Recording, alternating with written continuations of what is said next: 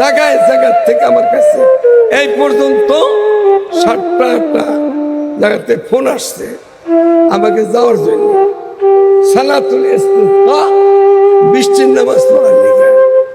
আমি বলছি আপনারা পড়েন, এখনো ইস্তিসকার নামাজের সময় আসে নাই।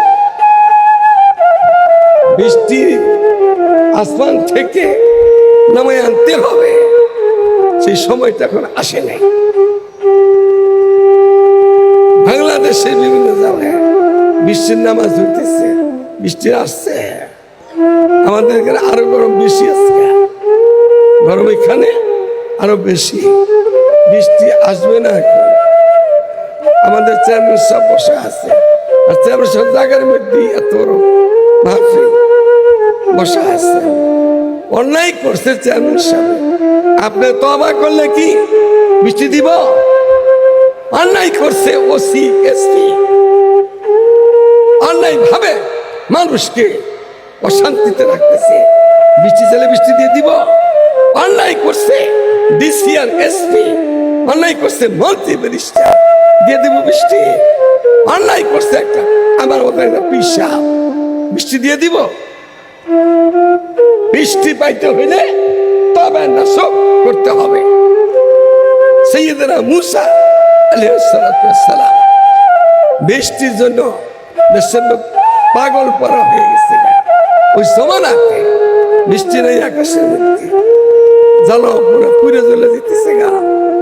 মানুষ ধরছে নবী মুসা থাকতে বৃষ্টির অভাবে মরে যাবে মানুষ, বৃষ্টির ব্যবস্থা করেন, দোয়া করেন।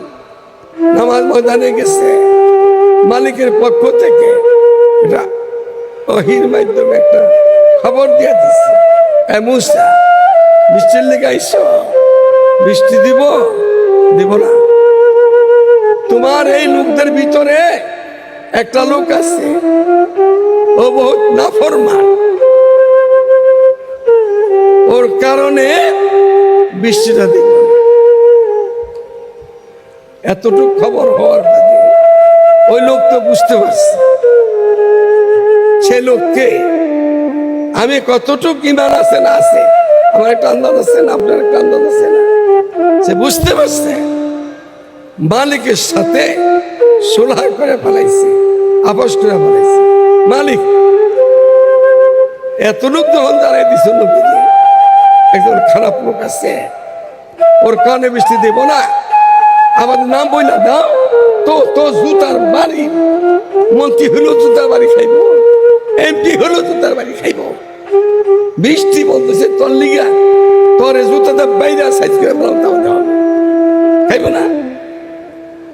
এখন ও তো মালিকের সাথে চলে নেওয়া হয়ে গেছে, আপোষ করে বলাইছে। আমি যে অন্যায় গুলা করছি দুনিয়ার কেউ মাফ করতে পারবে না। হে মালিক, তুমি মাফ করে দাও, দয়া করে, তাহলে রহমতের বৃষ্টিও হবে আর দেশের মানুষ শান্তি পাবে। আমিও বাচ্চা গেলাম। মুসা আলাইহিস সালাম খালি বলছিলেন, যখন বললেন নাফরমান আছে এখানে, বৃষ্টি দেব না, ওই নামটা বললাম কে,